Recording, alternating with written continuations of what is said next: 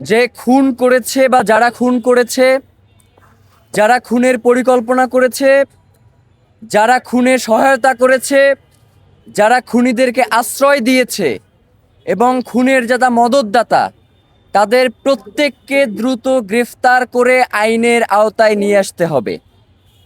এবং আমরা এর সাথে এও বলেছি যে আগামী 24 ঘন্টার মধ্যে সরকারের স্বরাষ্ট্র উপদেষ্টা এবং সহকারী উপদেষ্টাকে গত এক সপ্তাহ ধরে তারা খুনের ব্যাপারে কি পদক্ষেপ নিয়েছে আসামিকে গ্রেফতারের জন্য, সেই ব্যাপারে তারা জনসম্মুখে এসে জনতাকে জানাবে।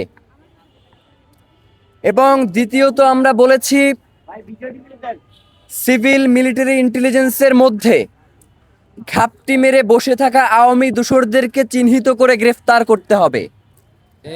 10 লক্ষের অধিক মানুষ তারা এই দাবিকে সমর্থন করেছে এবং তারা বলেছে যে ওসমান হাদির বিচার না হওয়া পর্যন্ত বাংলাদেশে স্বাধীনতার সার্বভৌমত্বকে টিকিয়ে রাখার যে লড়াই, সেটাকে আসলে কন্টিনিউ করা যাবে না।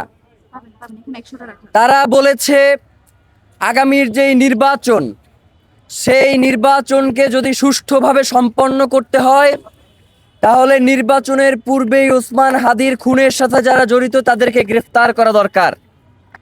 কিন্তু আমরা লক্ষ্য করেছি গতকাল স্বরাষ্ট্র মন্ত্রণালয়ের পক্ষ থেকে যেই বিবৃতি দেয়া হয়েছে, সেখানে আমরা স্বরাষ্ট্র উপদেষ্টা এবং তার বিশেষ সহকারী খোদাবক্স, তাদের 2 জনের একজনকেও আমরা দেখতে পাই নাই।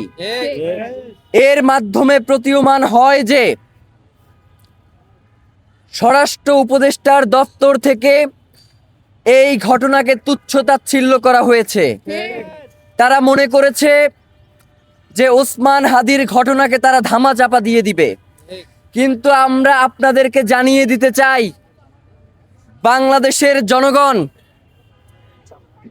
আপনারা যাদেরকে বোকা, দুর্বল মনে করেন, তারা জুলাইয়ে আপনাদেরকে একটা শিক্ষা দিয়েছে, কিন্তু আপনাদের সেই শিক্ষা হয় নাই। 5 তারিখ থেকে 20 তারিখ পর্যন্ত বাংলাদেশের জনগণের যেই দায়িত্ব ছিল তারা সেইটা পূরণ করতে পারে নাই। আজকে ইনকিলাব মঞ্চ যদি এইখান থেকে ঘোষণা দেয় যে 5ই আগস্ট থেকে 20 আগস্ট পর্যন্ত যেই দায়িত্ব বাংলাদেশের জনগণের ছিল, সেই দায়িত্ব আপনারা এখন পূরণ করেন, তাহলে কিন্তু আপনারা সরকারে থাকতে পারবেন না। আমরা ইনকিলাব মঞ্চের পক্ষ থেকে বাংলাদেশের সাধারণ জনগণকে সাথে নিয়ে জানাতে চাই যে আপনারা গতকালকের যেই বিবৃতি দিয়েছেন, সেই বিবৃতিতেই আপনাদের চোখে মুখে স্পষ্ট ভেসে উঠেছে যে আপনাদের কাছেই আসলে এর কোনো সুস্পষ্ট ব্যাখ্যা নাই। আপনারা এক এক সময় এক এক ধরনের কথা বলছেন। এই বলছেন খুনি ভারতে পালিয়ে গেছে, আবার এই বলছেন যে খুনি দেশে আছে। বাংলাদেশের গোয়েন্দা সংস্থার আসলে কাজ কি? ট্যাক্সের টাকায় বাংলাদেশের সবথেকে গুরুত্বপূর্ণ জায়গাগুলোকে দখল করে আরামায়েশ করার জন্য কি আপনাদেরকে জনগণ এখানে বসিয়ে রেখেছে?